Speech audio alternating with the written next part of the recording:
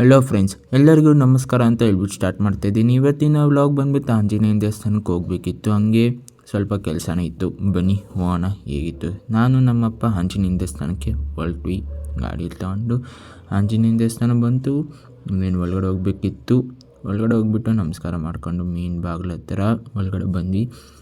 ಇದು ಸ್ಟಾರ್ಟಿಂಗಲ್ಲಿ ಸಿಗೋದು. ದೇವರಿಗೆ ನಮಸ್ಕಾರ ಮಾಡಿ ಸ್ಟಾರ್ಟಿಂಗಲ್ಲಿ ಸಿಕ್ತು.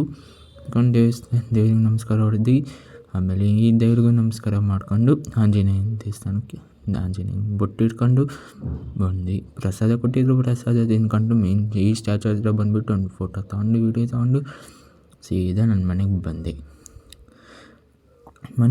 ತಿಂಡಿ ಮಾಡಿದ್ದು. ತಿಂಡಿ ಮಾಡಿಬಿಟ್ಟು ನನ್ನ ಕಾಲೇಜ್ ಯೂನಿಫಾರ್ಮ್ ರೆಡಿ ಆಗಿತ್ತು, ಹೋಗಿ ಇಸ್ಕೊಬರ್ಬೇಕಿತ್ತು.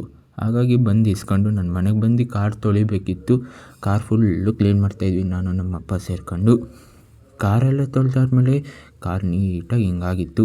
ಕಾರ್ ತೊಳೆದು ಹಾಗೆ ಟೈಮ್ ಆಗಿತ್ತು. ಹಾಗೆ ಡಿಮಾರ್ಟ್ಗೆ ಹೋಗ್ಬೇಕಿತ್ತು. ಮನೇಲಿ ಸಾಮಾನು ಇರಲಿಲ್ಲ. ಹಾಗಾಗಿ ನಾನು ಹೊರಟೆ ಡಿಮಾರ್ಟ್ ಕಡೆಗೆ. ನೋಡಿ ಡಿಮಾರ್ಟ್ ಒಳಗಡೆ ಬಂದು ಸಾಮಾನುಗಳು ತಗೊಂಡ್ವಿ. ಏನೇನು ಬೇಕಿತ್ತು ಎಲ್ಲ ನೋಡಿ. ಹಾಗೆ ಈ ಕಡೆಯೂ ಬಂದು ತಗೊಂಡ್ವಿ. ಗ್ಲಾಸ್ ಡಬ್ಬಗಳು ತೊಗೊಂಡಾದ್ಮೇಲೆ ಬಿಸ್ಕೆಟ್ಸ್ ತಗೋಬೇಕಿತ್ತು. ತಗೊಂಡು ಬಿಲ್ ಕೌಂಟಿಗೆ ಬಂದ್ವಿ. ಬಿಲ್ ಆಗ್ತಾಯಿತ್ತು. ಎಷ್ಟೊಂದಾಗಿತ್ತು.